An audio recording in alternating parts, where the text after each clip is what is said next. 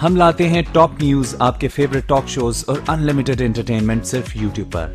अगर आपने अभी तक हमारा चैनल सब्सक्राइब नहीं किया तो अभी सब्सक्राइब करें और बेल आइकॉन को क्लिक करके हमारी लेटेस्ट वीडियोस के बारे में अपडेट जानें।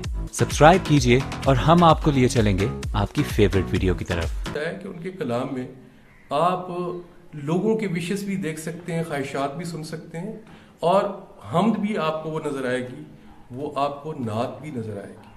और यही एक सूफी का तरीका होता है और यही तरीक जो है ख्वाजा साहब का, पूरी आपको उनकी 271 काफियों में नजर आएगी।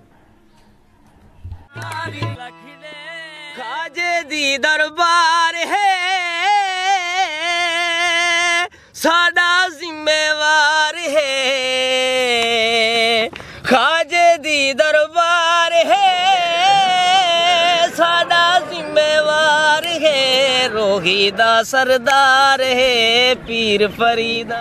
बरे सगीर पाक व हिंद के अजीम रूहानी बुजुर्ग और हाफ़िज़ ज़बान सूफ़ी शायर सुल्तानुल आशिकीन हज़रत ख्वाजा ग़ुलाम फ़रीद रहमतुल्लाह ताला अलैह की तालीमात से हमें अख़ुवत, भाईचारा, अमन व मोहब्बत, रवादारी, बर्दाश्त और इंसान दोस्ती का दर्स मिलता है। इसी बात को आपने अपने कलाम में, अपने आरफाना कलाम में बार बार इसका जिक्र फरमाया है। आप फरमाते हैं कि ढोला माही सब सूरत विच वसदा, दिल आसादी खसदा। इसका मकसद ये है कि अल्लाह तबारक व तआला की ज़ात हर शक्ल में, हर इंसानी शक्ल में मौजूद है। किसी से नफरत नहीं करनी चाहिए बल्कि हर किसी को प्यार की निगाह से देखना चाहिए।